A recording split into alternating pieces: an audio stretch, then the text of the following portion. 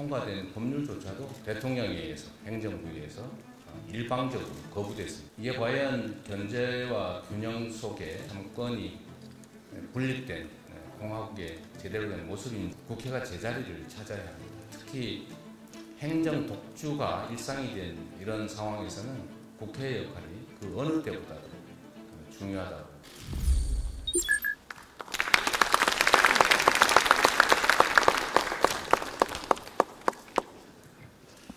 네, 존경하는 의원님 여러분, 어제 정말로 고생 많으셨습니다. 많은 분들이 관심을 가지고 지켜보는 가운데 어제 11개 상임위원회가 구성이 됐습니다. 이 일에 대해서는 많은 상반된 평가들이 있는 게 분명합니다. 그런데 중요한 것은 결국 우리의 원래 역할이 무엇인가라는 점에 대한 생각이라고 봅니다. 대한민국은 입법, 행정, 사법이 견제와 균형 속에 서로 간의 역할을 분담하는 민주공화국입니다. 그런데 지난 2년간 우리가 대한민국 국정의 현황을 되돌아보건대 과연 입법과 행정이 견제와 균형 속에 제대로 역할을 했는가를 생각해 봐야 합니다. 국회는 사실상 타협 또는 협상을 명분으로 개점 휴업 상태였고 민생 법안을 포함해서 국회가 해야 될 일들이 실제로 제대로 신속하게 처리된 일이 없습니다. 법사위는 사실상 개점 휴업 상태였던 것입니다. 상임위에서 합의 처리된 법안조차도 법사위 문턱을 넘지 못하고 사장된 법률이 너무 많습니다. 또 그것도 국회 선진화법에 따라서 정말로 1년이 가까운 긴 시간 동안 소위 패스트트랙 절차를 거쳐서 통과된 법률조차도 대통령에 의해서, 행정부에 의해서 일방적으로 거부됐습니다. 이게 과연 견제와 균형 속에 삼권이 분립된 공화국의 제대로 된 모습인지에 대해서는 정말로 우리 국민들께서도 우리 스스로도 명확하게 평가할 수 있을 것입니다. 국회는 일을 해야 합니다. 그리고 현재는 대통령 또는 정부 여당조차도 동의하지 않는 모든 법안을 거부하겠다 이렇게 선언을 하고 있습니다. 입법부의 존재 자체를 사실상 부정하고 있습니다. 입법부를 행정부에 예속시키겠다는 생각이 다름이 아니다라고 볼 수밖에 없습니다. 거부권이라고 하는 것이 대통령 또는 여당이 동의하지 못하면 무조건 행사될 수 있는 그런 권한이 아닙니다. 입법부와 행정부는 견제 균형을 맞춰야 하는 존재들입니다.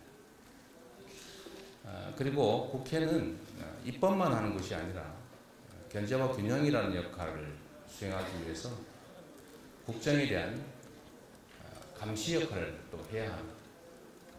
그런데 상임위가 사실상 열리지 않다 보니까 국회가 제대로 열리지 않다 보니까 국정감시라고 하는 역할도 제대로 할 수가 없게 됐습니다.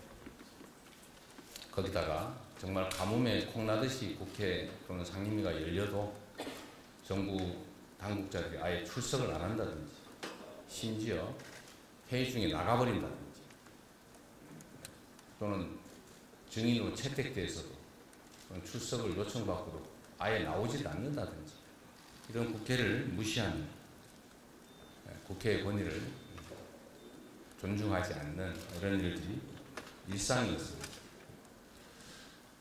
이제는 국회가 제자리를 찾아야 합니다. 특히 행정 독주가 일상이 된 이런 상황에서는 국회의 역할이 그 어느 때보다도 중요하다고 생각이 됩니다.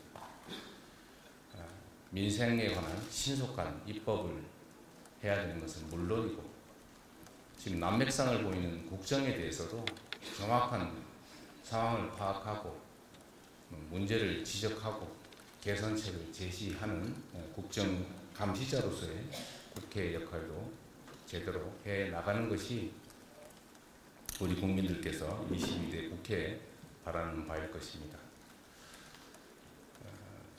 관례, 또 합의, 협의 다 좋습니다. 당연히 그렇게 하기 위해서 노력해야 합니다. 그러나 관례나 합의, 협의를 빙자해서 국회의 역할을 사실상 못하게 하는, 국회의 기능을 마비시키는 일은 있어서는 안 됩니다.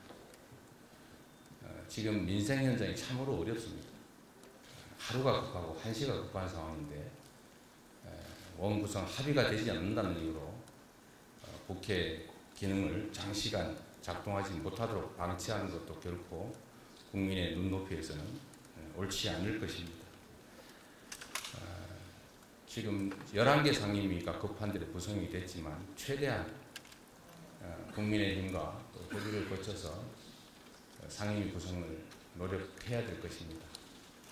그렇다고 해서 그걸 무기한 아무것도 하지 않은 상태로 방치하는 것은 역시 국회의 본연의 역할을 포기하는 일이 될 수도 있겠다는 우려가 듭니다. 많은 분들이 걱정하십니다.